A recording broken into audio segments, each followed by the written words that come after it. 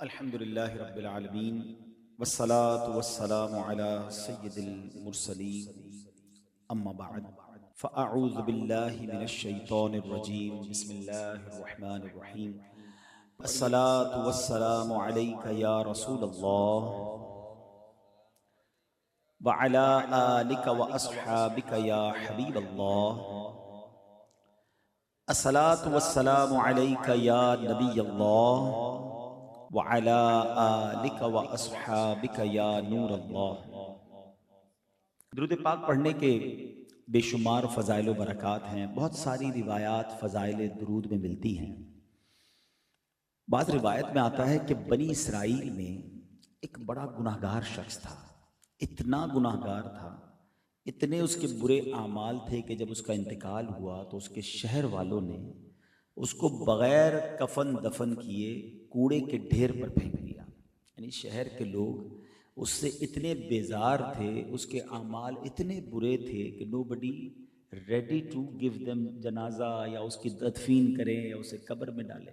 انہوں نے اٹھا کر اسے کوڑے کے ڈھیر پر ڈال دیا۔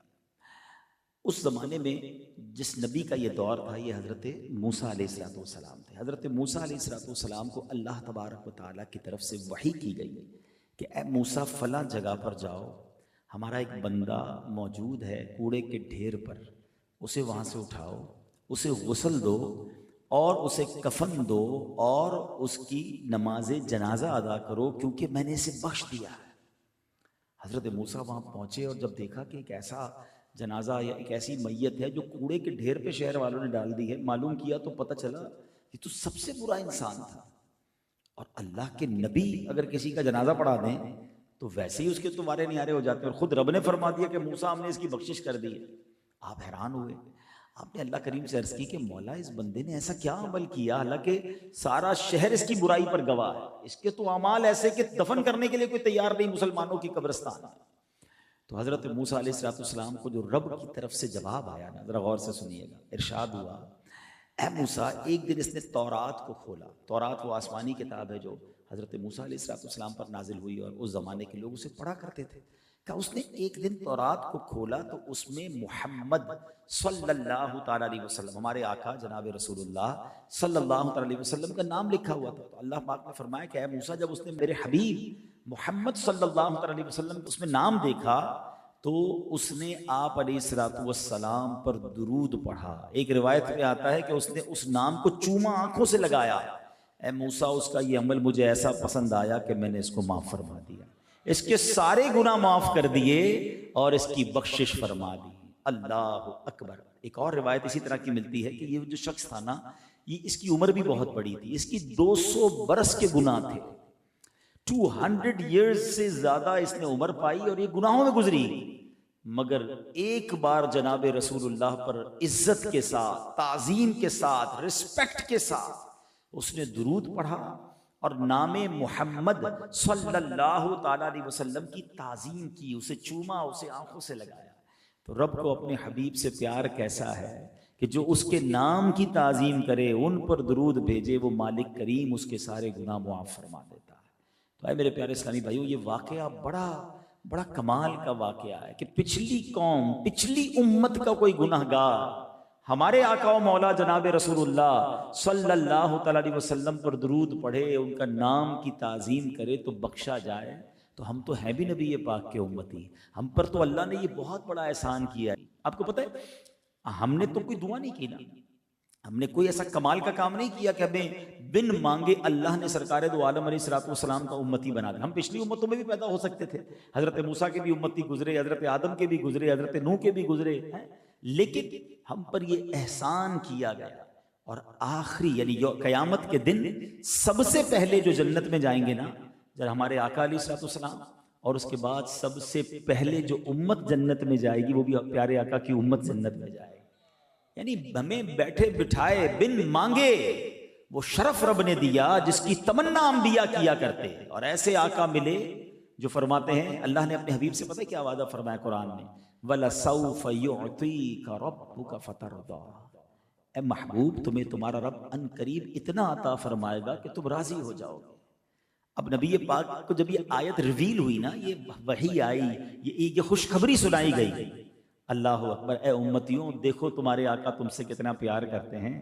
میرے آقا فرماتے میں اس وقت تک راضی نہ ہوں گا جب تک اپنے سارے امتیوں کو جنت میں نہ داخل کروائے ہیں۔ وہ ہمارے نبی، ان کے ہم امتی، امتی تیری قسمت پہ لاکھوں سلام، میری خوش قسمتی میں تیرا امتی۔ واللہ یہ بہت بڑی سعادت ہے، ہم ساری زندگی رب کا فقط اس بات پر ہی شکر ادا کریں نا کہ یا اللہ تیری مہربانی تو نے جناب رسول اللہ کا امتی بنایا، کیونکہ ہمیں یہ معلوم ہے، ہم نے حدیثوں میں پڑھا ہے، خود نبی پاک نے بتایا ہے کہ پیارے آقا قیامت کے دن اپنے امتیوں کو ایسے تلاش کریں گے، گناہگار امتیوں کی ایسے فکر کریں گے کہ جیسے ماں کا بچہ بچھڑ جائے تو ماں بے قرار ہو جاتی ہے، اللہ کے حبیب اس طرح رب کی بارگاہ میں گر گڑا کر اپنے امتیوں کی شفاعت کی خیرات مانگیں گے، اور رب کیا فرماتا ہے کہ محبوب تمہارا سوال پورا کیا جائے گا۔ تو ہمیں الحمدللہ سرکار دو عالم علیہ الصلوۃ والسلام کا رب نے امتی بنایا، تو اب ذرا سوچو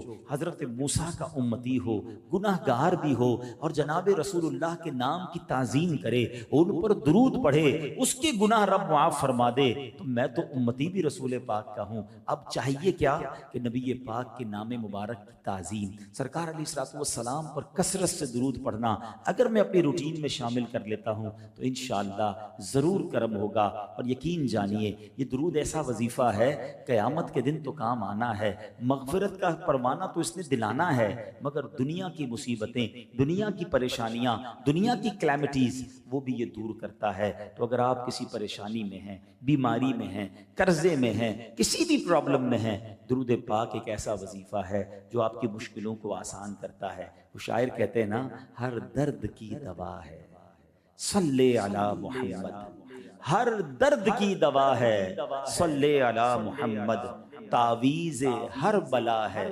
صلی علی محمد۔ تو اب اپنی زندگی کا معمول بنائیں کہ کثرت سے روزانہ اپنے ایک ٹائم بنائیں کہ میں نے آج اس وقت میں درود پاک پڑھنے، اور اتنے پڑھنے ہیں، کم از کم 313 مرتبہ درود پاک پڑھنے کا روزانہ کا ٹارگٹ بنا لیں تو انشاءاللہ بڑی برکتیں ملیں گی۔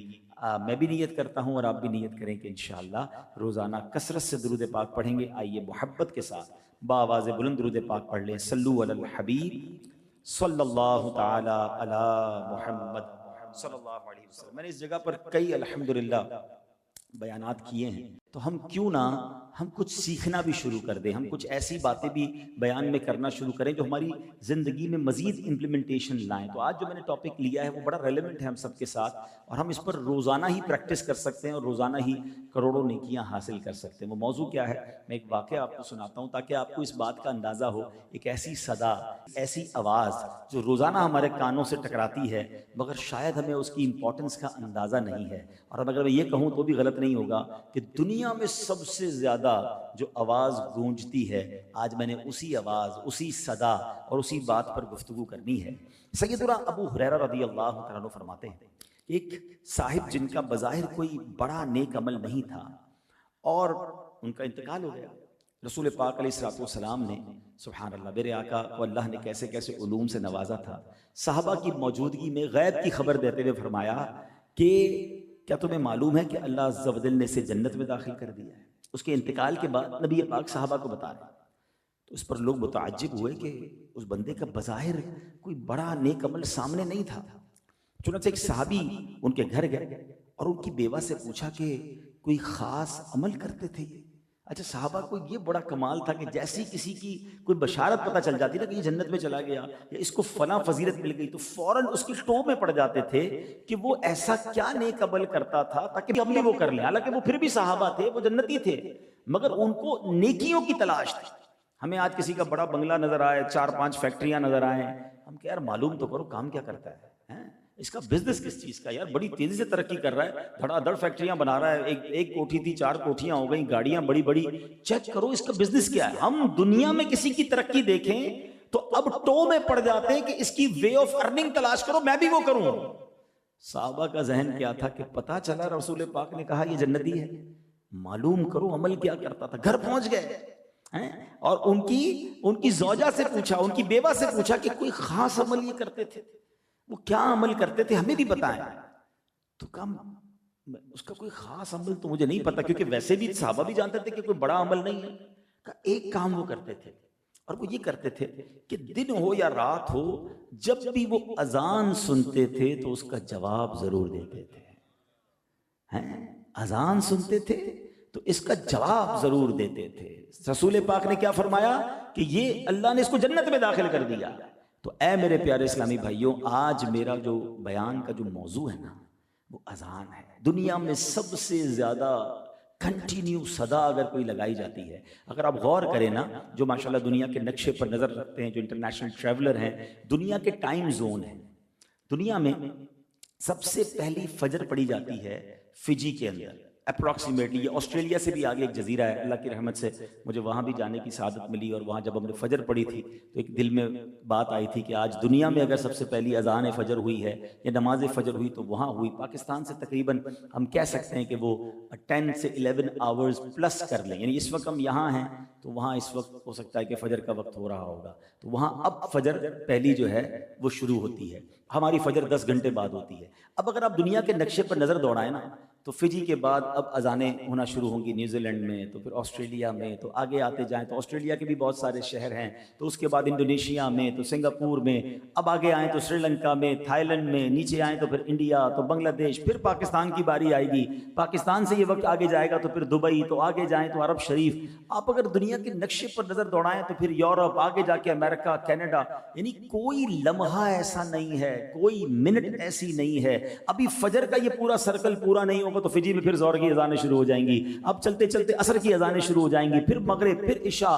یہ ایک ایسا سائیکل ہے کہ ہر لمحے، ہر سیکنڈ سبحان اللہ دنیا میں کہیں نہ کہیں اذان بلند ہو رہی ہے، اللہ کا نام لیا جا رہا ہے. اور دیکھو رب نے اپنے نام کے ساتھ اپنے حبیب کے چرچے کو کیسا بلند کیا کہ دنیا بھر میں جہاں اللہ اکبر کی صدائیں ہیں، وَأَشْهَدُ أَنَّ مُحَمَّدَ الرَّسُولُ اللَّهِ أَشْهَدُ أَنَّ مُحَمَّدَ الرَّسُولُ اللَّهِ صلی اللہ تعالی علیہ وسلم کی صدائیں، وَرَفَعْنَا لَكَ ذِكْرَكَ، جو رب نے اپنے حبیب سے وعدہ کیا کہ محبوب تیرے ذکر کو ہم اونچا کریں گے. کیسا اونچا کیا کہ دنیا میں اذان کا سلسلہ راؤنڈ دا کلاک رکتا ہی نہیں ہے. نہ صرف رب کا نام لیا جا رہا ہے، وہاں اس کے حبیب کے نام کے بھی ڈنکے بج رہے ہیں. تو اب سوچئے جو سسٹم ہے اذان کا، یہ ہم سب کے لیے کتنی بڑی نعمت ہے. آج میں آپ کے سامنے کچھ ایسی باتیں رکھوں گا جو شاید پہلی بار آپ سنیں گے کہ یار اذان تو روز سنتے تھے، ہمیں تو پتہ ہی نہیں کہ یہ اتنی اہم چیز بھی ہے اور اس کے اتنے فضائل بھی ہیں. ہم بلا کسی ایفرٹ کے اتنی ساری نیکیاں کما سکتے ہیں.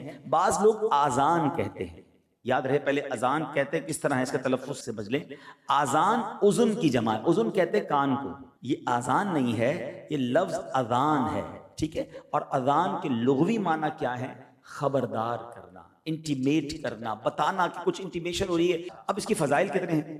ثواب کی خاطر اذان دینے والا، حدیث پاک سنیے، میں 9 حدیثیں بیان کرنے جا رہا ہوں، اور سبحان اللہ آپ سوچتے جائیے، مؤذنین کو بھی مبارک ہو، ان لوگوں کو بھی مبارک ہو جو اذان دیتے ہیں اور جو اذان سنتے ہیں. اللہ کے حبیب علیہ الصلوۃ والسلام فرماتے ہیں کہ ثواب کی خاطر اذان دینے والا اس شہید کی مانند ہے جو خون میں لتھڑا ہوا ہے، اور جب مرے گا تو قبر میں اس کے جسم میں کیڑے نہیں پڑیں گے. شہید کا مرتبہ دیا گیا جو اذان دیتا ہے. سیکنڈ، میرے آقا علیہ السلام فرماتے ہیں میں جنت میں گیا، میرے آقا نے معراج کی رات جنت کی سیر فرمائی ہے نا، فرمایا میں جنت میں گیا، اس میں موتی کے گنبد دیکھے، اس کی خاک مشک کی ہے. پوچھا اے جبرائیل یہ کس کے واسطے ہے؟ تو انہوں نے عرض کی حضور آپ علیہ الصلوۃ والسلام کی امت کے مؤذنوں اور اماموں کے واسطے ہے. امام اور مؤذن کی قدر کیا کرو. یہ وہ ہستیاں ہیں کہ اتنی کم سیلری میں، اتنے کم مشاعرے میں، دنیا میں لوگ کہتے ہیں ڈسپلن ہونا چاہیے. آپ نے بھی ٹریول بہت کیا، اللہ کی رحمت سے میں نے بھی دنیا دیکھی ہے. کبھی نہ کبھی موسم کی وجہ سے، فوگ کی وجہ سے ٹرین بھی لیٹ ہوتی ہے تو جناب جہاز بھی لیٹ ہوتے ہیں، ایئرپورٹ بند ہو جاتے ہیں. مگر مجھے بتاؤ، آندھی ہو یا طوفان ہو، گرمی ہو یا سردی ہو، جب اذان کا وقت ہوتا ہے ایک ہی وقت میں لاکھوں مسجدوں میں اذان کی آواز بلند ہوتی ہے. جب جماعت کا وقت ہوتا ہے آن ٹائم جماعت ہوتی ہے. جو ڈسپلن ہمارے امام اور مؤذنین نے ساری دنیا میں قائم کیا ہوا، آل اراؤنڈ دا ورلڈ، آپ گھڑی ملا لیں اپنی، 9:15 بجے جماعت ہے، 9:15 گھڑی میں آپ کی گھڑی آگے پیچھے ہوگی، مسجد کی جماعت کھڑی ہو جائے گی. یہ کیا ہے؟ ایسا سسٹم پوری دنیا میں مؤذنین اور امام نے قائم کیا ہے. مگر نارملی آج ہم اس مسجد میں کروڑوں روپے خرچ کرنے کے لیے تیار ہیں، اس کی ٹائلیں لگ جائیں گی، اس میں اے سی لگ جائے گا، سردی والے علاقوں کی مسجدیں تو ہیٹر لگ جائے گا، امام صاحب کی تنخواہ میں اضافہ کرنے کے لیے کوئی تیار نہیں۔ آج بھی پاکستان کی مسجدوں میں 7-8 ہزار روپے امام کی تنخواہ رکھی جاتی ہے، غریب علاقوں میں، چھوٹے علاقوں میں، شہر کے اندر بھی جاؤ تو 20-25 ہزار امام کو دینے میں کمیٹی والوں کی جان جاتی ہے۔ اللہ کے بندوں، حدیث میں مرتبہ بتا رہا ہوں کہ ان امام اور مؤذنین کے لیے جنت میں گنبد تیار کیے گئے ہیں، اور آج اچھا پھر ہم امام صاحب کہے یار امام صاحب پتہ نہیں کیوں کسی شخصیت سے کوئی قرضہ مانگ رہے ہیں، وہ جناب کوئی اپنی ترکیب بنا رہے ہیں، 20-25 ہزار میں کس کا گزارا ہوتا ہے؟ آپ امام کو اتنا خوشحال کر دیں کہ امام جناب اچھے طریقے سے آپ کی تربیت کرے۔ ایک طرف تو کہتے ہیں پیچھے اس امام کے، اور امام کو غریب اور فقیر دیکھنا چاہتے ہیں۔ کیوں نہیں ہم اپنے کسی پروفیسر، کسی ٹیچر اور کسی جناب کالج کے پرنسپل جیسی تنخواہ امام کو نہیں دیتے، تاکہ ہم سب کا وہ امام ہے، تاکہ کسی طریقے سے اس پر شیطان حملہ نہ کرے، اور وہ کسی اچھا بعض اوقات ایسا بھی دیکھا کہ امام صاحب بیچارے امامت بھی کر رہے ہیں، کئی ساتھ نوکری بھی کر رہے ہیں، کیونکہ اس کا گھر کا گزارا پورا نہیں ہو رہا۔ یہ نہ کریں، ان کی قدر کریں۔ یہ انہوں نے ہماری مسجدوں کا، ہمارے اسلامی نظام کو کس طرح سنبھالا ہوا ہے۔ آگے چلیے، اذان دینے پر بات ہو رہی تھی، چلیں ضمناً میں نے یہ بات بھی کر لی۔ حدیث پاک میں آتا ہے جس نے 5 نمازوں کی اذان ایمان کی بنا پر بنیت ثواب کہی، اس کے جو پہلے گناہ ہوئے ہیں وہ معاف ہو جائیں گے، اور جو ایمان کی بنا پر ثواب کے لیے اپنے ساتھیوں کی 5 نمازوں میں امامت کرے، اس کے گناہ جو پہلے ہیں وہ بھی معاف کر دیے جائیں۔ یہ مؤذن اور یہ امام، سبحان اللہ۔ ایک اور حدیث پاک، اذان کتنی کمال کی نعمت ہے۔ پیارے آقا علیہ الصلوۃ والسلام فرماتے ہیں شیطان جب نماز کے لیے اذان سنتا ہے تو بھاگتا ہوا روحہ پہنچ جاتا ہے۔ راوی فرماتے ہیں مدینہ منورہ سے بیر روحہ جو گئے ان کو پتا ہے 36 میل دور ہے۔ اس کا مطلب جدھر بھی اذان دی جائے گی نا، 36 میل دور تک شیطان دور بھاگ جائے گا۔ یہ شیطان کے لیے اتنی بھاری ہے۔ اب یہاں پھر ایک دل جلی بات کرتا ہوں، گھر لینا ہو، ہمارا پہلا پوائنٹ کیا ہوتا ہے؟ یار ذرا دیکھو کوئی اسکول قریب ہے کہ نہیں۔ گھر لینا ہے، ذرا دیکھو کوئی ٹرانسپورٹ کا اسپاٹ قریب ہے کہ نہیں، ملازم بھی تو گھر پہ آئیں گے نا، تو ان کو بس وغیرہ یا پبلک ٹرانسپورٹ مل جائے۔ اچھا یہ دیکھو کوئی ہاسپٹل قریب ہے کہ نہیں۔ کبھی یہ چیک کیا کہ مسجد قریب ہے کہ نہیں، اذان کی آواز آئے گی کہ نہیں، میرے گھر میں روز اللہ کا نام آئے گا کہ نہیں۔ انفارچونیٹلی مجھے کہتے ہوئے مزہ نہیں آ رہا، بہت سارے یہاں لوگ ہیں جو پراپرٹی کا کام کرتے ہیں، مسجد کے برابر والا پلاٹ کم قیمت میں بکتا ہے۔ اسلامی ملک ہے اور مسجد کے قریب پلاٹ جو ہے وہ کم قیمت میں بکے گا، یار اذان کی آواز ڈسٹرب کرے گی۔ انا للہ و انا الیہ راجعون۔ میرے آقا فرماتے ہیں کہ اذان ہو تو 36 میل دور شیطان چلا جاتا ہے۔ تمہارے گھر میں روز اللہ رسول کا نام ہے، اچھا جس کا مسجد کے قریب گھر ہے، اب وہ جناب اپنی کھڑکیاں، وہ دروازے ایسے بند کرے گا کہ اس کو اذان کی آواز نہ آئے۔ مسجد والوں سے لڑائی ہو رہی ہوتی ہے، یار ذرا مائک نہ کھولا کرو۔ دیکھیں میں دونوں طرف کی بات کروں گا، ان مسجد والوں کو میں سمجھاتا ہوں، ہمارے امیر اہل سنت بھی لائیو مدنی چینل پر سمجھاتے ہیں کہ مسجد کے مائک کا بے جا استعمال نہیں ہونا چاہیے، کسی مسلمان کو تکلیف نہیں دینی چاہیے۔ آپ کو مسجد میں بیان کرنا ہے، اتنا بیان کی آواز رکھے کہ جو مسجد میں ہے وہ سنیں، سارے محلے کو نہ سنائیں، کیونکہ کسی کو آرام کرنا ہے، کسی کی تکلیف ہو سکتی ہے، وہ ٹھیک ہے، لیکن مسجد سے پیار تو ہونا چاہیے، مسجد کا قرب پسند تو ہونا چاہیے۔ سبحان اللہ۔ میں آپ کو ایک اور بات بتاؤں کہ آپ کو پتہ ہے the best part on the earth in the court of Allah subhanahu wa ta'ala، میں حدیث پاک سنا رہا ہوں، اللہ تبارک و تعالیٰ کے نزدیک زمین پر سب سے بہترین جو زمین کا ٹکڑا ہے وہ کون سا ہے؟ پوری زمین پر، حدیث پر عرض کر رہا ہوں، اللہ کے نزدیک سب سے بہترین حصہ جو ہے وہ زمین پر مسجد ہے۔ اب جس کا گھر مسجد کے پاس ہے وہ بہترین one of the best spot on the world کے پاس ہے نا۔ عاشقان رسول کی مسجد ہو، درود پاک کی صدائیں آ رہی ہوں، یا رسول اللہ کی صدائیں آ رہی ہوں، اذان کی آوازیں آ رہی ہوں، اور امام صاحب کے پاس جائیں تو خطبے میں عشق رسول کی باتیں سننے کو مل رہی ہوں۔ دیکھیے کل ہماری نسلوں نے، اچھا آپ یہ بات طے کر لیں، مسجد دور ہوگی ہماری جماعت قضا ہوگی، جتنی مسجد قریب ہوگی لوگ ہمت کر کے نماز پڑھ لیتے ہیں۔ گھر کے بچوں کو بھی نمازی بنانا ہے نا، تو پہلے یہ ڈھونڈو کہ مسجد قریب ہے کہ نہیں، اذان کی آواز آئے گی کہ نہیں۔ میرے روشن دان سے ایسی بڑی پیاری بات کتابوں میں لکھی کہ ایک بندہ ہے جس نے گھر میں کھڑکی بنائی اس نیت سے کہ روشنی آئے گی، ہوا آئے گی، کوئی ثواب نہیں ملے گا۔ اگر یہ نیت کر لے کہ اس کھڑکی سے اذان کی آواز بھی آئے گی تو روشنی ہوا پہلے ہی آنی تھی، لیکن اذان کی آواز کی نیت کر لے گا تو کھڑکی لگانے کا بھی ثواب ملے گا۔ انما الاعمال بالنیات ہے کہ اس کھڑکی سے اذان کی آواز آئے گی۔ تو سمجھو اس بات کو کہ اذان کی آواز جس گھر میں جاتی ہے انشاءاللہ جنات، شیطان، بلائیں، پرابلمز دور ہو جانی ہیں. تو اس کے اہتمام کیا کرو. ہاں میں ایسے بھی عاشقان رسول کو جانتا ہوں جن کا گھر مسجد سے دور ہے، بلکہ آپ میں سے کئی لوگ یورپ گئے ہیں، امریکہ گئے ہیں، یو کے گئے، میرا بھی ٹریول ہوا، میں نے وہ نیا نظام دیکھا، بڑا اچھا لگا. ایک طرف ہو سکتا ہے میرا یہ جب بیان یورپ میں کوئی سنے، امریکہ میں کوئی سنے تو کہ یار ہم نے تو کچھ اور کیا ہوا ہے، اور پاکستان والے گھر قریب ملے تھے مسجد کے. یورپ کے اندر اور یو کے اندر بھی میں نے دیکھا مسجد والوں نے ایک ٹرانسسٹر بنائے ہوئے ہیں، کیونکہ وہاں تو بڑی مائک پہ اذان ہو نہیں سکتی کئی جگہوں پر، تو مسجد کے نمازیوں نے وہ ٹرانسسٹر مسجد سے لیے، یعنی ریڈیو لیے، وہ ریڈیو اپنے گھر میں رکھے ہوئے ہیں، اور جب مسجد میں اذان ہوتی ہے تو اس ریڈیو کے ذریعے ان کے گھر میں اذان کی آواز آتی ہے. یعنی انہوں نے خرچ کر کے یہ نظام بنایا ہے کہ کم از کم دن میں 5 وقت میرے گھر میں اللہ رسول کے نام کی آواز آئے، اذان کی آواز آئے.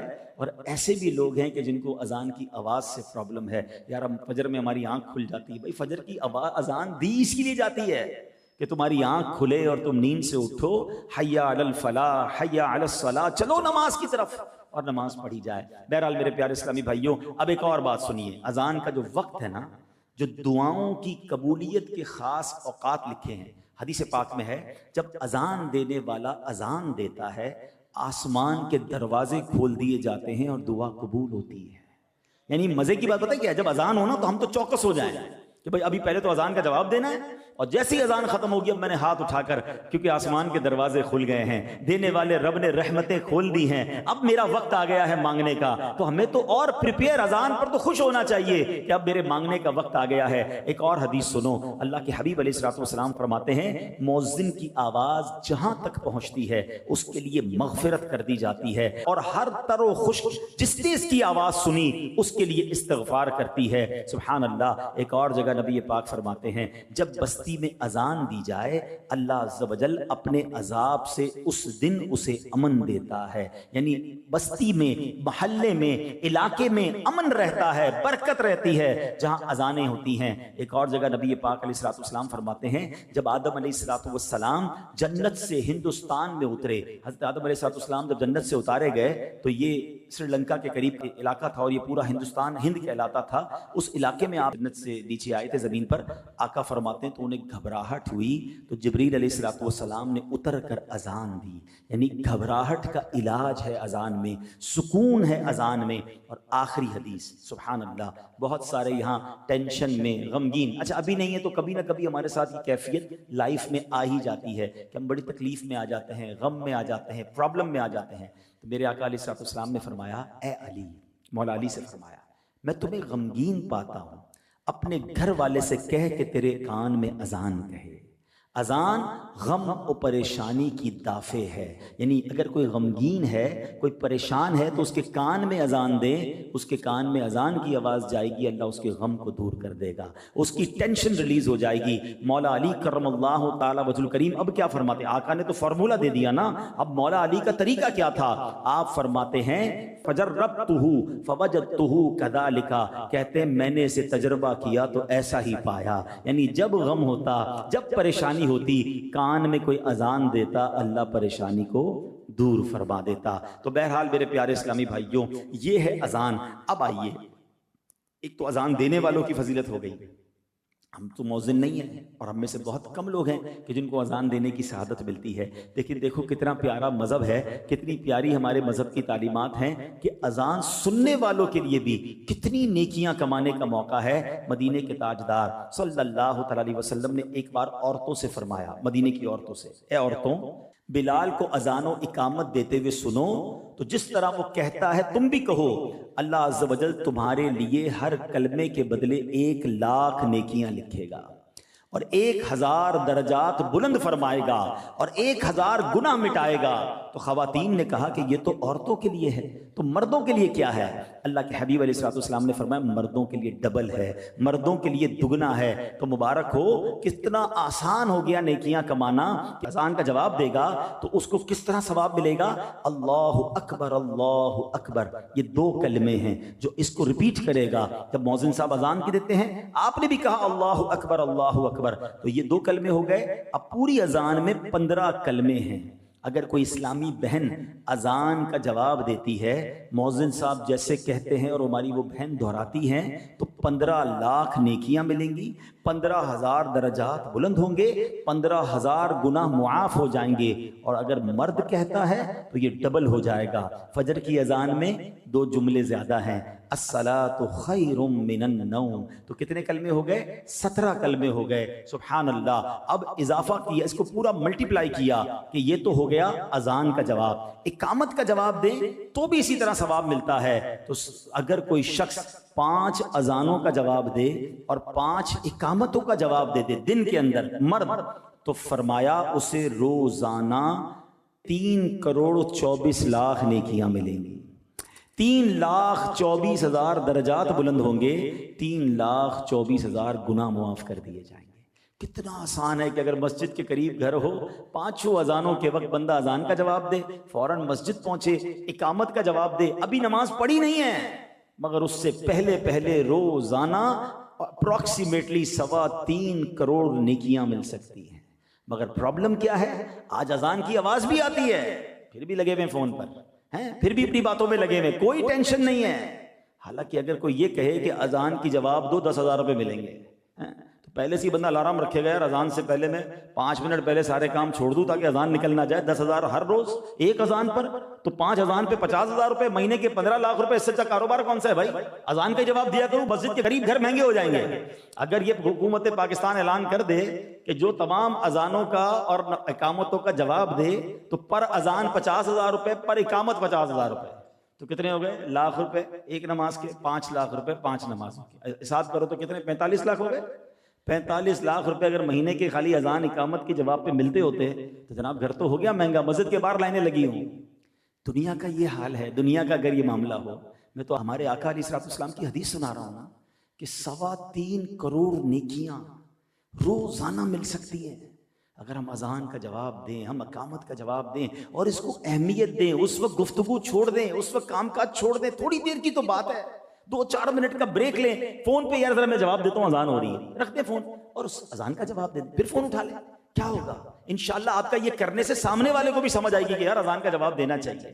تو اذان کا جواب، ہاں یہ ضرور ہے کہ اگر شہر میں ایک ساتھ کئی اذانیں ہوئیں تو کسی بھی ایک اذان، پہلی اذان کا آپ جواب دے دیں، باقی پھر اذانوں کا جواب دینا ضروری، دینا چاہیں تو دوسروں کا بھی دیں، ثواب کمائیں، لیکن ایٹ لیسٹ پہلی اذان جو ہے اس کا جواب ہمیں ضرور دینا چاہیے۔ تو اے میرے پیارے اسلامی بھائیوں، اچھا اب ایک بڑی مسٹری، ایک بڑی بات پھیلائی جاتی ہے، کوسچن بھی بہت کیے جاتے ہیں کہ کیا نبی پاک علیہ الصلوۃ والسلام نے کبھی اذان دی؟ تو آج اس کا بھی جواب سن لیجئے۔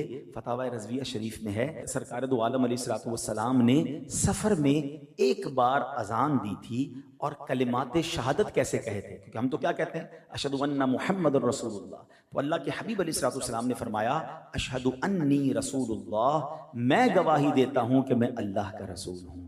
تو نبی پاک علیہ الصلوۃ والسلام نے بھی سبحان اللہ اذان دی ہے۔ اب میں نے جو کہا تھا بیان کے شروع میں کہ بیان تو ماشاءاللہ کئی کر لیے میں نے اور انشاءاللہ زندگی رہی تو آئندہ بھی کروں گا، مگر آج ہم کچھ سیکھ کر جائیں۔ آج میں چاہتا ہوں کہ ہم سارے اذان کا طریقہ سیکھ لیتے ہیں۔ کچھ جملے ایسے ہیں جو ایز اٹ از ریپیٹ کرنے ہیں اور کچھ جملوں کے بعد کچھ اضافہ بھی ہے۔ تو پہلا کلمات کیا ہیں؟ اللہ اکبر، اللہ اکبر۔ تو اس کے جواب میں ہم کیا کہیں گے؟ اللہ اکبر، اللہ اکبر کہیں گے، ٹھیک ہے۔ اچھا پھر اس کے بعد آگے چلیں گے، جب مؤذن کہے گا اشہد ان لا الہ الا اللہ، تو آپ بھی اشہد ان لا الہ الا اللہ کہیں گے، ٹھیک ہے۔ جب مؤذن کہے گا اشہد ان محمد الرسول اللہ، تو اب آپ نے کیا کہنا ہے؟ پہلی باری میں صلی اللہ علیہ یا رسول اللہ، کیا کہیں گے؟ صلی اللہ علیہ یا رسول اللہ۔ اب یہ بھی کر سکتے ہیں کہ اشہد ان محمد الرسول اللہ کہیں، پھر کہیں صلی اللہ علیہ یا رسول اللہ۔ پھر مؤذن کہے گا اشہد ان محمد الرسول اللہ، تو آپ کہیں گے قرۃ عینی بک یا رسول اللہ۔ اب اس کا معنی سمجھ لو گے نا، اتنا مزہ آئے گا، اتنی خوشی ہوگی کہ کیا سبحان اللہ، پیار کی بات ہے۔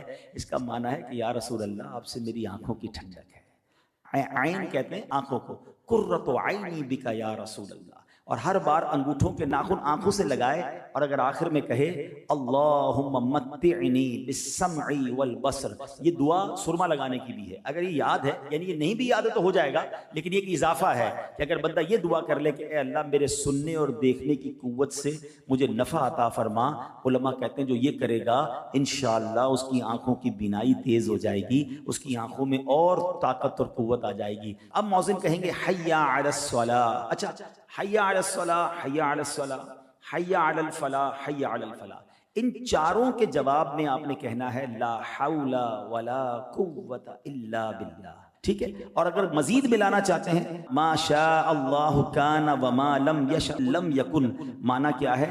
جو اللہ نے چاہا ہوا، جو نہیں چاہا نہ ہوا۔ لیکن اگر یہ یاد نہیں بھی ہے تو کوئی بات نہیں، لا حول ولا قوت الا باللہ، ان چاروں جملوں کے جواب میں حی علی الصلاۃ، حی علی الصلاۃ، حی علی الفلاح، حی علی الفلاح، ٹھیک ہے؟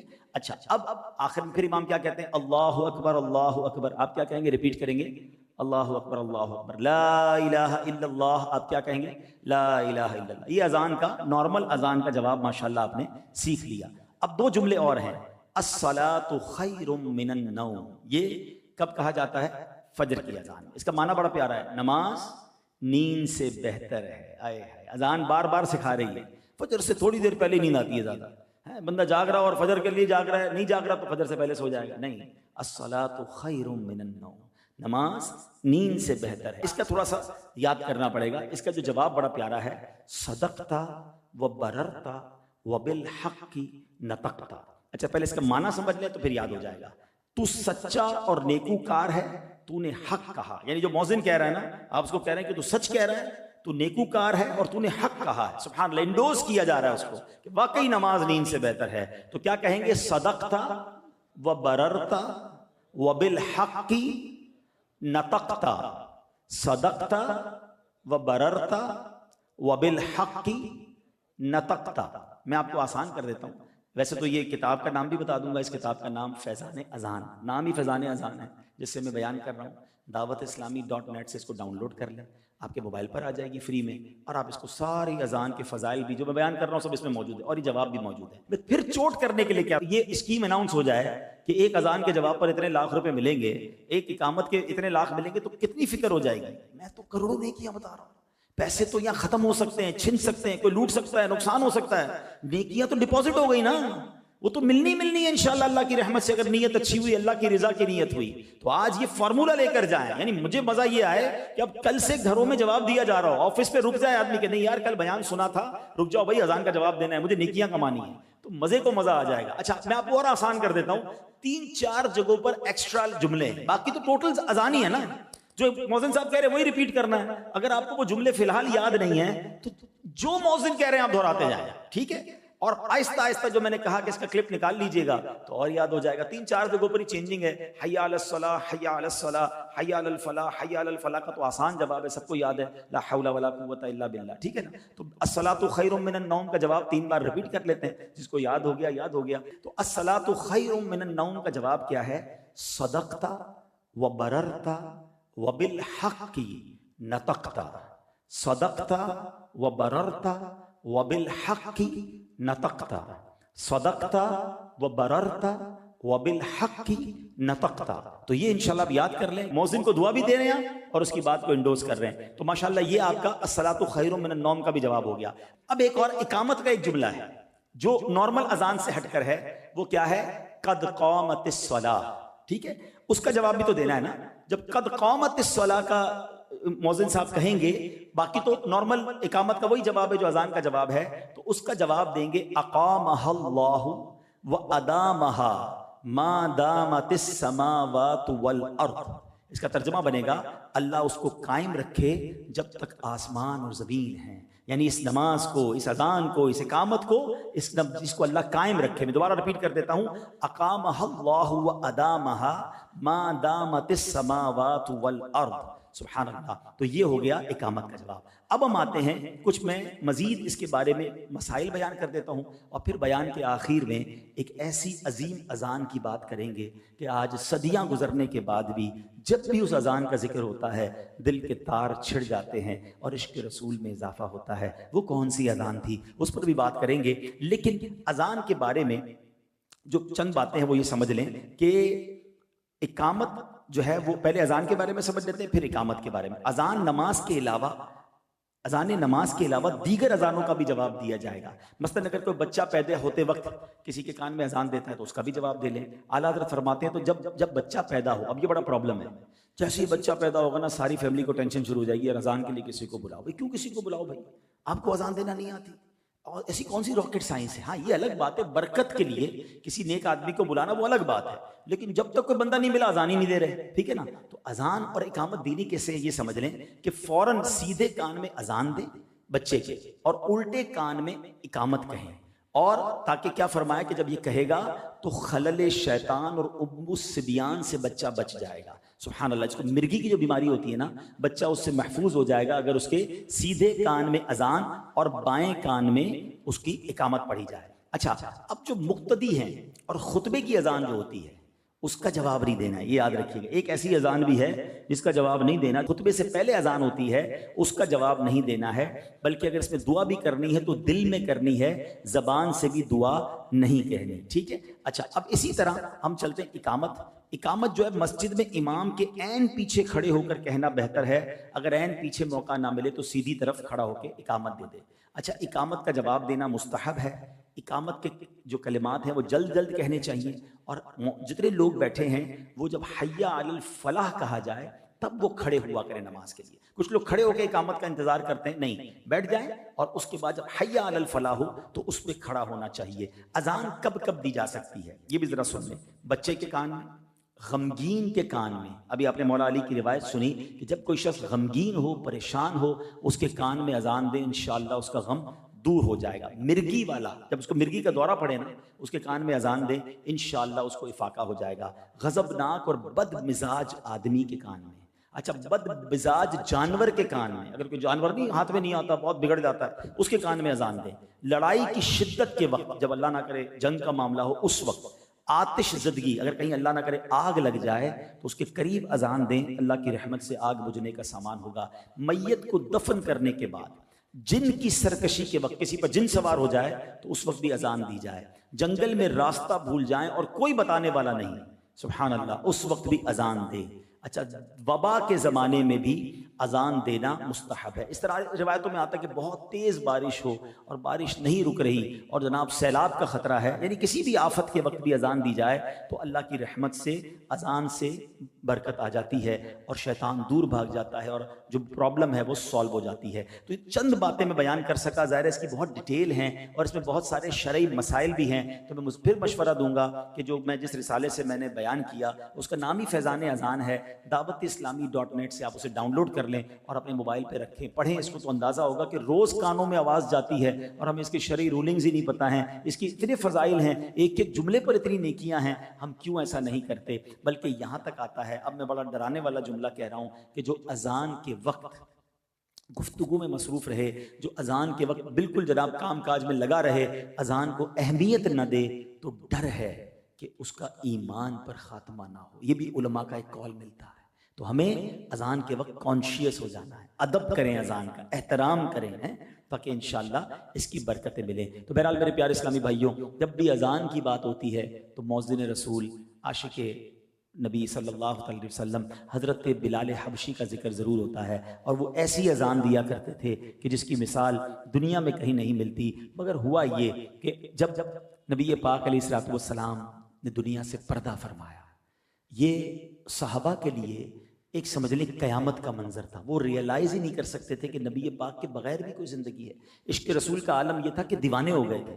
صحابہ کرام کو سمجھ نہیں پڑ رہی تھی کہ یہ ہوا کیا ہمارے ساتھ. پیارے آقا علیہ الصلوۃ والسلام نے جب دنیا سے پردہ فرما لیا تو اب حضرت بلال حبشی بھی انہی میں سے تھے. وہ جب بھی مدینے کی گلیوں میں نکلتے, قدم قدم پر پیارے آقا کی یاد ستاتی تھی. تو حضرت بلال نے مدینہ چھوڑا اور ملک شام میں آ کر رہنے لگے. کچھ عرصے کے بعد حضرت بلال حبشی رضی اللہ عنہ کو نبی پاک کی خواب میں زیارت ہوئی. اور آقا علیہ الصلوۃ والسلام نے حضرت بلال سے فرمایا اے بلال یہ کیا جفا ہے کہ ابھی وہ وقت نہ آیا کہ تم میری زیارت کے لیے حاضری دو؟ اللہ اکبر، ایسا عاشق جو یاد رسول میں تڑپتا ہو، نبی پاک نے زیارت کے لیے بلایا، روتے ہوئے بالکل دیوانہ وار شام سے مدینہ منورہ کے لیے روانہ ہو گئے، جس کو کہتے ہیں نا بے رکے کنٹینیو ٹریول کیا کہ آقا نے بلایا۔ اب جیسے ہی مدینہ پاک پہنچے، وہ تو اسی تصور میں تھے کہ وہی مدینہ ہوگا، وہی نہیں نبی پاک کے جلوے ہوں گے، وہی میری ملاقاتیں ہوں گی۔ جب وہاں پہنچے تو دیکھا پیارے آقا تو نہیں ہے، قبر منور ہے، روضہ رسول ہے۔ روتے روتے نبی پاک کے قدموں میں حاضر ہوئے، کہا حضور آپ نے غلام کو بلایا، خود پردے میں چلے گئے ہیں، مجھے تو آپ نے دیدار کے لیے بلایا تھا۔ آنکھوں سے آنسو جاری ہیں حضرت بلال کے۔ اب حضرت بلال کا مدینے میں پہنچنا تھا کہ شور مچ گیا کہ مؤذن رسول حضرت بلال مدینے میں آئے ہیں، ہر طرف سے لوگ جمع ہو گئے۔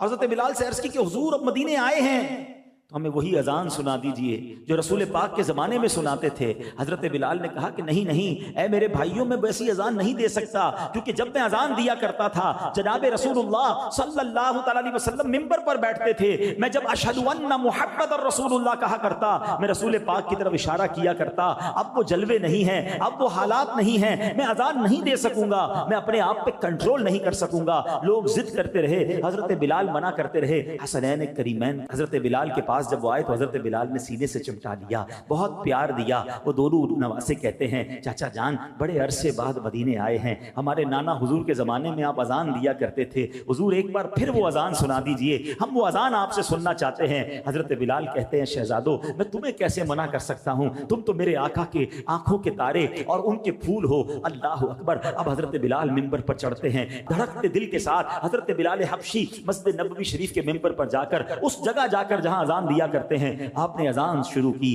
اللہ اکبر اللہ اکبر۔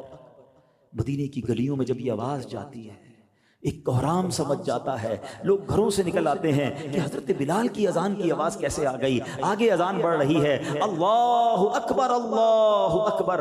اب لوگ دیوانہ وار مسجد نبوی شریف کی طرف دوڑنے لگے، انہیں نبی پاک کے دور کا وہ منظر یاد آ گیا، ارے یہ تو وہی صدا ہے جو آقا کے دور میں لگائی جاتی تھی، حضرت بلال مدینے آئے ہیں۔ لوگ دوڑتے ہوئے مسجد نبوی شریف کی طرف چلنے لگے، اشہد ان لا الہ الا اللہ۔ اب عورتیں بھی اپنی چھتوں پہ چڑھ گئیں کہ آج تو رسول پاک کے زمانے کی یاد تازہ ہو رہی ہے، ہر آنکھ اشک بار ہے، یاد رسول میں تڑپ رہی ہے۔ حضرت بلال آگے بڑھتے ہیں، اشہد ان لا الہ الا اللہ۔ اب چھوٹے چھوٹے بچے ماؤں سے کہتے ہیں امی جان چاچا حضرت بلال تو آ گئے، مؤذن رسول تو آ گئے، ان کی اذان کی آواز ہمیں سنائی دے رہی ہے، رسول اللہ کب تشریف لائیں گے؟ امی بڑا عرصہ ہو گیا رسول پاک کا دیدار نہیں ہوا، ہر آنکھ اشک بار ہے، ہر دل بے قرار ہے، یاد رسول میں لوگ رو رہے ہیں۔ اور اب وہ وقت آیا جب عاشق صادق حضرت بلال حبشی نے حسب معمول اذان آگے بڑھائی کہ اشہد ان محمد رسول اللہ، اور بے ساختہ عادت کے مطابق اپنا ہاتھ اٹھایا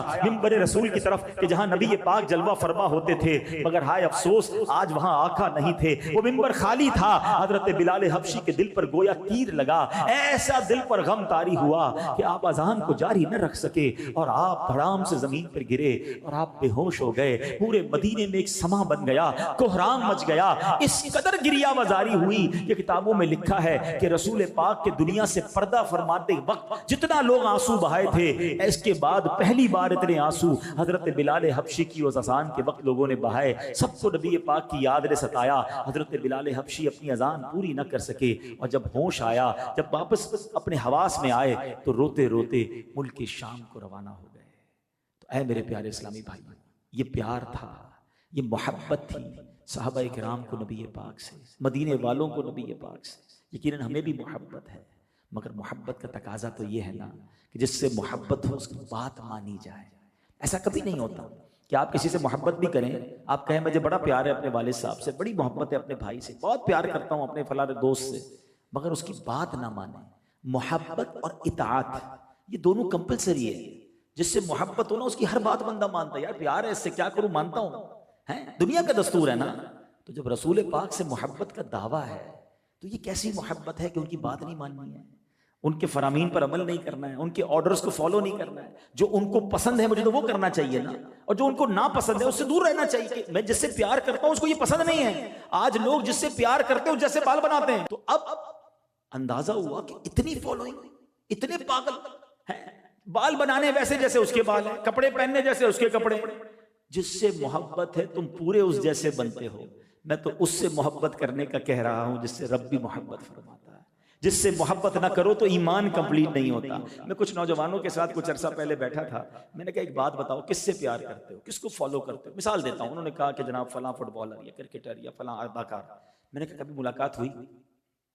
کہتے نہیں۔ وہ تمہیں جانتا ہے؟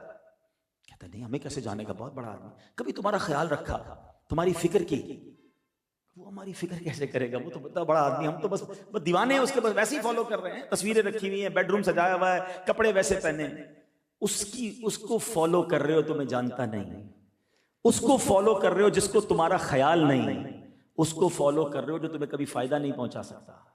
میں تو اس سے محبت کرنے کی بات کر رہا ہوں کہ میں اور آپ پیدا نہیں ہوئے تھے، 1400 سال پہلے جب ان کی ولادت ہوئی تو سجدے میں جا کر امت کا نام لیا تھا، تمہیں یاد کیا تھا۔ پڑھتے ہو نا صلاۃ السلام میں شعر، رب حبلی امتی کہتے ہوئے پیدا ہوئے، حق نے فرمایا کہ بخشا الصلاۃ والسلام۔ ارے پیدا ہوئے تو ہمیں یاد کیا، میں اور آپ تو پیدا بھی نہیں ہوئے تھے۔ میرے آقا راتوں کو جاگ جاگ کر آنسو بہا کر ہم گناہگاروں کو یاد کرتے رہے۔ معراج کی رات رب کی بارگاہ میں گئے، ادھر ہمیں نہ بھولا۔ اور سنو، جب قبر انور میں آقا کو اتارا جا رہا تھا نا، تو کسی صحابی نے دیکھا لب ہل رہے ہیں، لبہائے مبارکہ کو جنبش ہو رہی ہے۔ صحابی نے کان قریب کیے تو آقا کی مبارک زبان پر اس وقت بھی امتی امتی جاری تھا۔ سیدی اعلیٰ حضرت کہتے ہیں نا، جو نہ بھولا ہم غریبوں کو رضا۔ آقا نہیں بھولے ہمیں کبھی، جو نہ بھولا ہم غریبوں کو رضا، یاد اس کی اپنی عادت کیجئے۔ تو میرے آقا تو ہمیشہ ہمیں یاد رکھے ہوئے ہیں، ہم کیسی محبت کر رہے ہیں کہ وہ تو نہ بھولیں۔ اچھا اب بتاؤ کس سے پیار کرنا چاہیے؟ کہ جو ہمیں یاد رکھتا ہے، ہمارے لیے دعائیں کرتا ہے۔ ان لوگوں سے پیار کریں جو جانتے بھی نہیں ہمیں ہیں۔ اور ایک اور حدیث سنا دیتا ہوں، روایت ذرا غور سے سن لو کہ احادیث میں، روایتوں میں مضمون ملتا ہے کہ بندے کا حشر ان کے ساتھ ہوگا جن سے وہ دنیا میں محبت کرتے ہیں۔ کیا آپ یہ افورڈ کر سکتے ہیں کہ ہم میں سے کسی کا حشر کسی اداکار، کسی گلوکار، کسی غیر مسلم کے ساتھ ہو؟ ارے ہم تو چاہتے ہیں ہمارا حشر حضور کے ساتھ ہو، حضور کی آل کے ساتھ ہو، صحابہ اور اہل بیت کے ساتھ ہو، اولیاء کے ساتھ ہو۔ تو محبت ان سے کرو جن کے ساتھ اٹھنا چاہتے ہو قیامت کے دن۔ ایسا نہ ہو کہ کسی ایسے شخص کی محبت میں گرفتار ہو جاؤ کہ قیامت کے دن مارے جائیں۔ تو بہرحال میرے پیارے اسلامی بھائیوں، حضرت بلال حبشی کا واقعہ مجھے اور آپ کو یہ درس دیتا ہے کہ دل و جان سے نبی پاک سے محبت کریں۔ اور محبت صرف نعرہ لگانے کا نام نہیں، پریکٹیکلی محبت ہونی چاہیے۔ میرا لباس بتائے، میرا چہرہ بتائے، میری عادتیں بتائیں، میرا کردار بتائے کہ میں کس کا امتی ہوں، میں کس سے محبت کرتا ہوں۔ 5 وقت کی نمازیں بتائیں کہ میں آقا کا امتی ہوں، کیونکہ نبی پاک نے فرمایا نا، جو علت قرۃ عینی فی الصلاۃ۔ قرۃ عینی ابھی تھوڑی دیر پہلے سیکھا تھا نا، کیا معنی ہے اس کا؟ آنکھوں کی ٹھنڈک۔ اب دیکھو اچھا ہو گیا نا یاد کرنے کا فائدہ، اب دوسری باتیں بھی سمجھ آنے لگ رہی ہیں آپ۔ ہم نے کیا کہا؟ قرۃ عینی بک یا رسول اللہ، یا رسول اللہ آپ سے میری آنکھوں کی ٹھنڈک ہے۔ اب نبی پاک کی آنکھوں کی ٹھنڈک کیا ہے؟ نبی پاک فرما رہے ہیں جو علت قرۃ عینی فی الصلاۃ، آقا فرماتے ہیں نماز میں میری آنکھوں کی ٹھنڈک رکھی گئی ہے۔ ہائے ہائے، نبی پاک کی آنکھوں کی ٹھنڈک نماز، پھر میری نماز کیسے قضا ہو سکتی ہے؟ میں نماز کا ایسے پابند ہو جاؤں کہ میرے آقا کی آنکھیں میرے لیے ٹھنڈی ہو جائیں کہ میرا امتی نماز کا پابند ہے، نمازیں قضا ہو رہی ہیں اور میں عاشق رسول ہوں۔ اپنے آپ سے پوچھیں نا، یہ صرف زبانی دعویٰ ہے نا، پریکٹیکلی عاشق رسول بنے، پھر دیکھیں کیسے ایمان کی برکتیں حاصل ہوتی ہیں۔ تو بہرحال آج کے اس مختصر سے بیان میں میں نے ایک ایسے ٹاپک کو چوز کیا کہ جو ہم روز عمل کر سکتے ہیں، کروڑوں نیکیاں کما سکتے ہیں۔ تو ہمیں اذان سننی بھی ہے، اذان کو ریپیٹ بھی کرنا ہے، اقامت سننی ہے اور اقامت کو ریپیٹ کرنا ہے جب جب موقع ملے۔ ہاں، مؤذن صاحب کی اجازت کے بغیر نہیں کہ جناب میں بڑا آدمی میں اذان دوں گا، نہیں، جب کبھی موقع مل جائے، کوئی نہ ہو، آپ کے تلفظ ٹھیک ہیں تو اذان دے کر بھی برکتیں لے لیا کریں۔ مؤذن صاحب کی اجازت ہو، بعض کمیٹی کے لوگ زبردستی کرتے ہیں، نہیں، جس نے اذان دی ہے حق اس کا اقامت دینے کا، یا تو وہ دے، اگر وہ اجازت دے دے تو آپ میں سے بھی کوئی اقامت دے سکتا ہے۔ تو میں امید کرتا ہوں کہ انشاءاللہ اس کو عمل کرنا شروع کر دیں گے تو آج کے اس بیان کے بعد اگر ہم کل سے ہی پریکٹیکل شروع کر دیں گے تو آپ کو بڑی دل میں خوشی داخل ہوگی کہ ہم روز اس میں نیکیاں کمانا شروع ہو گیا ہوں۔ الحمدللہ ایسی پیاری باتیں دعوت اسلامی کے پیارے ماحول میں سیکھی اور سکھائی جاتی ہیں۔ مدنی چینل دیکھتے رہیے، انشاءاللہ ایسے بیان مزید سننے کو ملتے رہیں گے، اور اس کے ساتھ ساتھ ہو سکے تو مدنی قافلوں میں سفر کریں۔ آمین بجاہ النبی الامین صلی اللہ تعالیٰ علیہ وسلم۔ صلو علی الحبیب صلی اللہ تعالیٰ علی محمد صلی اللہ علیہ وسلم۔ مصطفیٰ جانے رحمت پہ لاکھوں سلام، شمع بز میں ہدایت پہ لاکھوں سلام، شمع بز میں ہدایت کو سلام، شہریار ارم تاجدار حرم، شہریار ارم تاجدار حرم، نوبہار شفاعت لاکھوں سلام، نوبہار شفاعت لاکھوں سلام، کتنے مہکے ہوئے ہیں مدینے کے پھول، کتنے مہکے ہوئے ہیں مدینے کے پھول، کربلا تیری قسمت لاکھوں سلام، کربلا تیری قسمت لاکھوں سلام، غوث اعظم امام التقیٰ والنقیٰ، غوث اعظم امام التقیٰ والنقیٰ، جلوے شان قدرت لاکھوں سلام، جلوے شان قدرت لاکھوں سلام، خواجہ خواجگاں شاہ ہندوستاں،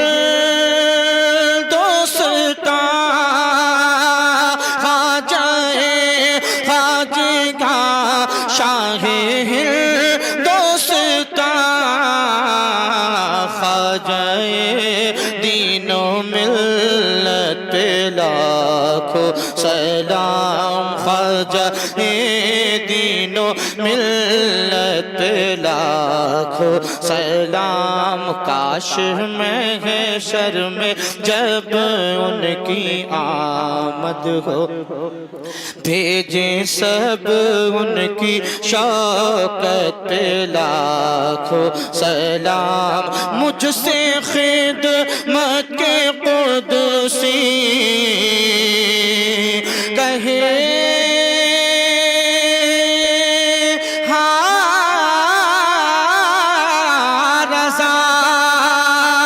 مجھ سے خدمت کے قدسی کہے ہاں رضا، مصطفیٰ جانے رحمت لاکھوں سلام، شمع بز میں ہدایت لاکھوں سلام، ڈال دی قلب میں عظمت مصطفیٰ، ڈال دی قلب میں عظمت مصطفیٰ، سیدی اعلی حضرت لاکھوں سلام، سیدی اعلی حضرت لاکھوں سلام، جس نے بد مذہبوں کے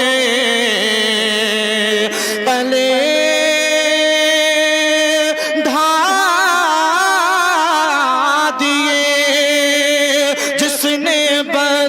مذہبوں کے قلعے ڈھا دیے، ہمت اعلیٰ حضرت حضرت لاکھوں سلام، ہمت اعلیٰ حضرت لاکھوں سلام، مصطفیٰ جان رحمت لاکھوں سلام، شمع بز میں ہدایت لاکھوں سلام، الصلاۃ والسلام علیک یا رسول اللہ صلی اللہ علیہ وسلم۔